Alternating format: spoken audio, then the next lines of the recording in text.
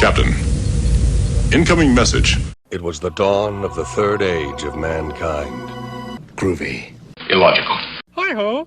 This is me, Kermit the Frog. Hello there. Snakes. Why did it have to be snakes? I find your lack of faith disturbing. Now you want to get nuts? Come on, let's get nuts. I am vengeance. I am the night. I am Batman! Aye, sir. Not a great plan. Program complete. Enter when ready. All stations, ready for departure, sir. Let's see what's out there. Engage.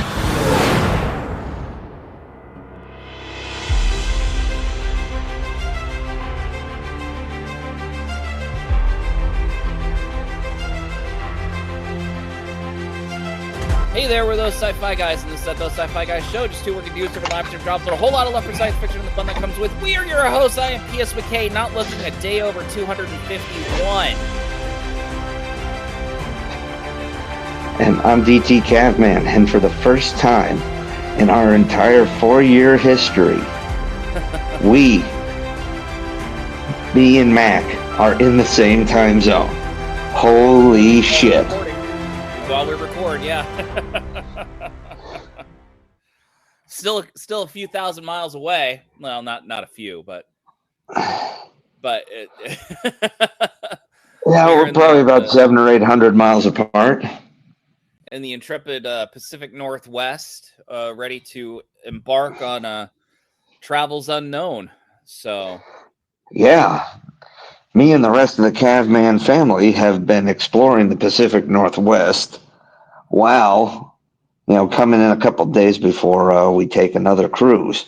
And as folks, you remember the last cruise I was on, some DT shorts came from that.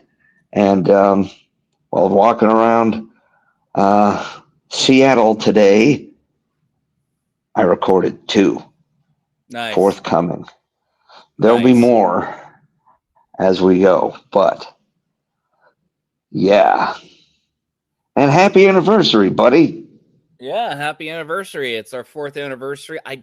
We recorded either on the 20th or the 21st. Today is the 22nd for all those that are listening in the future. But we couldn't let the opportunity go by. Just figured we'd get a quick hit done, little special edition. I'm labeling this as a 250th episode. I know it's kind of a special thing, but I don't know. It kind of feels poetic. 4th anniversary, 250 episodes. That's just kind of how it works out with us sometimes. So we didn't even try for it that way. So, well, it is a nice even number. We did big hits for 50, for 100, 150, and 200, and 200 actually 250 coincides with our 4-year anniversary. Mm-hmm. So it's going to be a short one. Won't be a 100% full episode, but no, I won't dive into my anger at Strange New Worlds, but my love of Picard season 3. But Fair you did enough. have an opportunity. I'm sorry, and I cut you off. You were about to explain what you did today or something like that. Well, what I was about to explain is with my shorts from Fan Expo and the shorts that are forthcoming from this, there's going to be some decent content here, and we need to wrap them all up just so this feels like a good 250, then great. But I tell you, it was it's pretty awesome to have a good start to the vacation. Good weather and good podcast. Yes, indeed. So you got to go where I went 9 years ago. Was it that Star Trek collection at the Space Needle? So, yes, we did go to the Space Needle today. And nothing says, those sci-fi guys like being at the top of the Space Needle. That's where I bought So, this thing, by the way. Literally at the Star Trek collection thing. So I couldn't see. I'm on my phone. It's very small. it's the Enterprise D communicator badge. Very nice. Or D era. So Sure. And literally right there in this little Space Needle park or whatever is the Museum of Pop Culture. And it's pretty awesome, actually. There's an entire wing of sci-fi or exhibit of sci-fi. It's next to horror and fantasy. We didn't really do much on the horror. No one is really huge into horror. And none of the three of us, I should say. But there was a great Hendrix exhibit. There was Jimi Hendrix, of course, born in Seattle. Nirvana had their own, and that kind of also bled into a little bit of the Seattle grunge sound from the 90s. I was a little more interested in the Hendrix stuff than the Nirvana. Just wasn't my jam, but it was still pretty neat to walk through. They had what they called a sound lab, but I feel it's an entire missed opportunity since you're talking about Seattle and grunge sound. Is why didn't they just call it the Sound Garden? But again, I think of these things. Sound Garden. Yeah, you can. Well, you can walk. Yeah, but it's still that sound. Anyway, Yeah. so you go into, it's literally like a lab where like you can play with sounds and you can, pick on guitars and play drums and all to kind of understand the acoustics and how these things work. And of course, there's the Hall of Fame, which I did record from in there. Well, you'll get that. It was fun. It was fun. Yeah, man. And I haven't been to this area in 23 years, and all I did was Army training at the time. Right. So you had all the time off. The closest thing I came to sightseeing was that I could generally see Mount Rainier from almost anywhere on Fort Lewis. But I tell you go up to the Space Needle and you just see how big Mount Rainier is and how much it dominates the landscape. Yeah. Holy shit, that's huge. And then my Mrs. Caveman was like, "How far away is that? I mean, how close are we to the mountain?" So I Googled. It's 78 miles to the Space Needle. Okay, that's from pretty Mount far. Rainier. Yeah, that's far enough. And it still looms huge over the entire surrounding area. And of course, we were last weekend in the White Mountains in the Presidential Mountain Range in New Hampshire, and Mount Rainier is 14,600 feet or something like that. Yeah. The highest point in the entire Northeast is 6,400 feet. It's not even half. Yeah, Mount Washington. It's not even half as that. That's actually one of the most treacherous places in North America, too, for only 6,800 feet. It's got some of the most unpredictable weather, which is why there's a continuously manned weather station up there. And for a long time, it was the home to the worst, or to what they call the worst recorded weather, but it was really the highest recorded wind speed. But it lost its moniker or mantle. At one point it did, but I think it regained it. Yeah. But anyway, So, but since the Appalachian Mountains, the chain of mountains that runs along the eastern seaboard, all the the Shenandoahs, all of the Blue Ridge Mountains, all of them, that are a part of the Appalachian chain are all much older than the Rockies and the stuff out on the Pacific coast. Yeah, well, I mean, subduction zone on the West Coast. One of the reasons why they're larger and whatnot, but they're like, they haven't been worn down as much by time. But man, Mount Rainier, it's pretty wild. Yeah. We flew in. We got to see Mount St. Helens, Mount Rainier, and there was another mountain. There's a third one around there, and that's just gonna be me just trailing off now. At that, there's point. More than that, actually.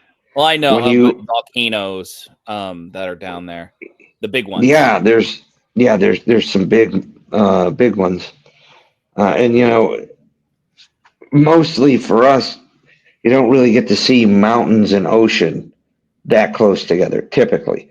Although we in Maine, there's a few that are near, a few peaks near the water. But not like this.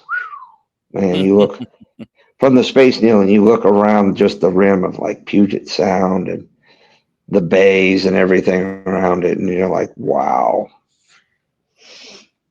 Just the mountains and the inlets and harbors.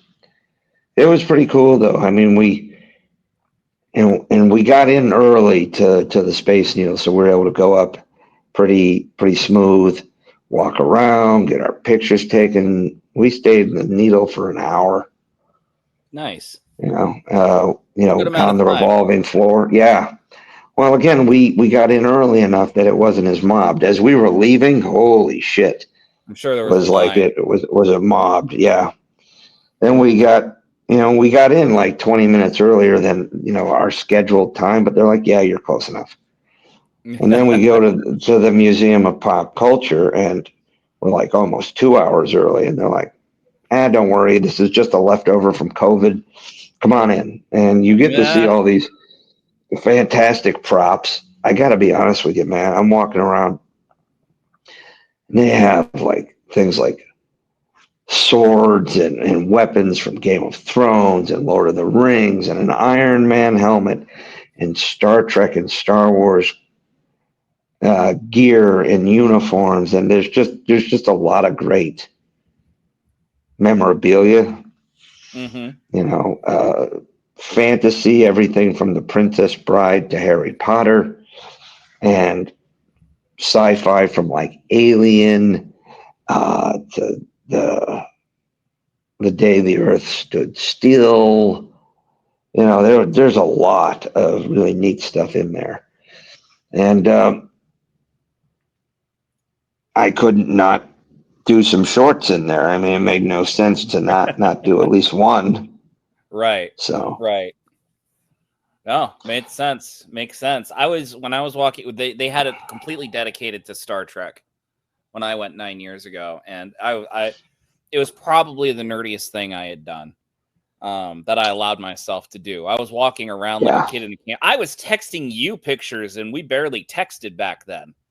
But I'm like, you got to see this. Look, this is Data's head from at Times Arrow. Look at this. I'm standing on it. So, good stuff.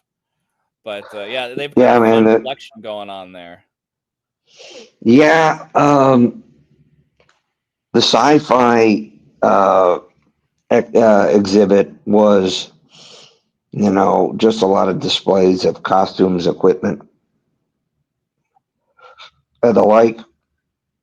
But it was really cool. You're walking around, I'm like, to paraphrase a little, it's nerdvana, Yeah, yes, very much so. It's fun. You You walk in there, and it definitely smells like a museum. Yeah, well, yeah. I mean, what are you gonna do, right? Well, when I walked into the Nirvana exhibit, I expected it to smell like Teen Spirit, but they did Spirit, not. I would, yeah, It did yeah. not smell like Teen Spirit. It No. did. It did smell a little bit like teen shame, adult, guilt, that sort of stuff. But I still have no shame. I think that's very apparent. But little guilt though, yeah, all the guilt. They're look, different, man. by the way. All I got to tell you is I got to take a picture next to one of Picard's uniforms from TNG early seasons. So Well, you'll have to share that and post that. I will. I think I might try to make a montage video of some of the pictures that I took. I think it might be neat. Took a bunch of just walking up to exhibits and just taking pictures, like. So it was Right. cool. It was cool, man. The whole family had a good time. Good. It was really neat. Well, I'm really glad to hear that. Time is short, as we have said, but Sure. I'm glad you had a good day in Seattle and that we were able to touch base at the same time zone. So I don't know if you've acclimated yet. It's a little harder to go. Is it? No, it's a little bit easier to acclimate going west than it is to go east. It is. It's easier to gain time than it is to lose time. Yeah. Of course, we're still not 100%, but we're pretty good. We tried to stay up as late as we could yesterday. In reality, it was, like I was the last one awake at like 9:15, which means it was like 12:15 for my body. I'm starting to slow down a little right now, but Yeah. I'm doing okay. When you and I are done, I will go up and crash, but it's all good. We also walked all over the place today. I mean, our hotel is literally like half a mile from the Space Needle in that area. So we walked there. Don't ask me things like that. Sorry.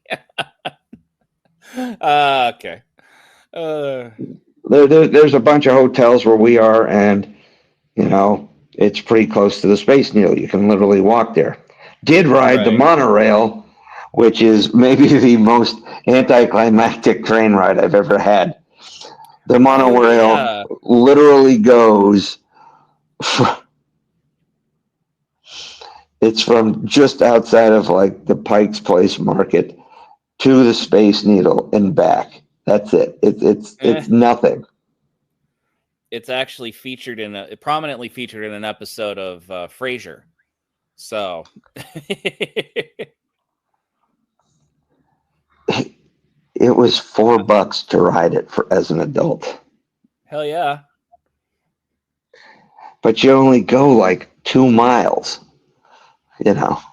Yeah, well, yeah. I mean, yeah. And I mean, all three of us were singing the monorail song from The Simpsons, Marge versus the Monorail.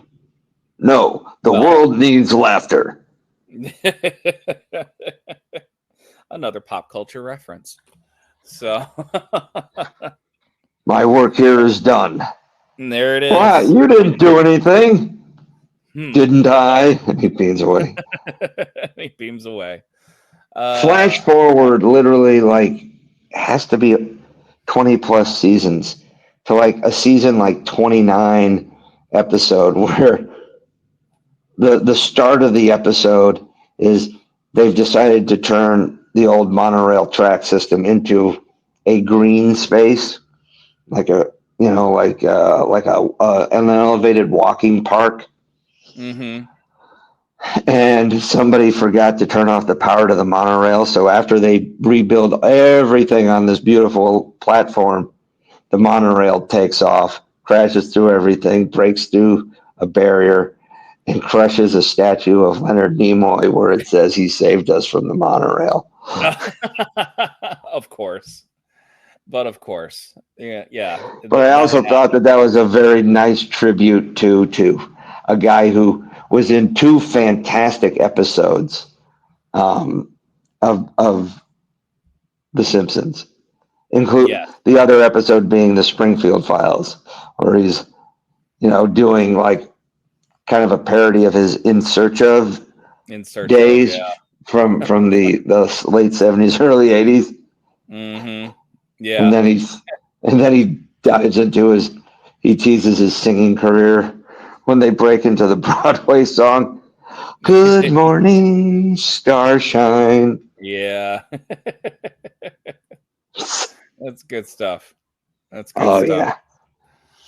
Yeah. Well, speaking of good stuff, it's been a good 4 years, sir. Oh, so, dude, we have to at least talk about that for a minute. It's been 4 years, dude. Yeah. And a lot of computer power and editing. The discovery of AI artwork. Oh my God. I did this by hand, the 4th anniversary edition that you might not see. But transitioning from Skype to StreamYard, crossovers, guest stars. Being told by Scary Fairy Godmother that she doesn't use Skype, but she'll try. The fact that you were able to get her on was fantastic. I know. The fact that she was able to get on Skype and everything was a testament to her good sportsmanship. So yeah. As soon as she said, I don't use Skype. I don't know. And I'm like, my heart fell through my stomach. Like, oh no, that's all we have. I'm like, we're the antiquated ones. I know. I get that. But whether it's our buddy James or your brother or Dave and the rest of these sci-fi guys. John, Chad, and Shane. Right. Although they haven't been on here. No, they haven't been. Dave has been on a few times. Yeah. Yeah. Don't get us wrong, folks. We love the rest of these sci-fi guys. They were great. They're great folks, and we love getting a chance to hang out with them. There's just more flexibility when we work on their time than on our time. So sure, yeah. Yeah. So there's only 2 of us. There's 4 of them. Exactly. We're outnumbered 2-1. So there we are. So and yet we still hold all the trivia championships. This is true. 1 and 2 right here, everybody. Yeah, you usually are in second place. Always. Never first. Always the bridesmaid, never the bride. So you're Cal Naughton Jr. No. Yeah. Shake and bake. Shake and bake, baby. Dude, that was the Talladega Nights reference. Yeah. 4 years has been pretty wild, especially when you consider where we started, Oh yeah, absolutely. Me recording episodes, on in a little one room, BOQ bachelor quarter at Fort Knox, getting ready to retire from the Army, Yeah. All the way through, temporary living situations in Ohio and in different parts of Massachusetts before settling down, getting the house, having, varying types of discussion points. The fact that we went from like a 45-minute to an hour show to like 2 hours. Now we're kind of veering back towards more like an hour and a half. We've kind of been all over the map. We were first really audio only on our website. Then we started, YouTube and putting it out later with additions of not StreamYard, but Rumble and Facebook. It's pushed us. We actually have, we've increased followers on these sites. We have had comments from all over the world, people watching us all over the world. It's pretty awesome. Yeah. And getting a chance to talk with one of my best friends a couple times a week, bullshitting about our favorite sci-fi fantasy superhero and all sorts of other things is really just been a blessing.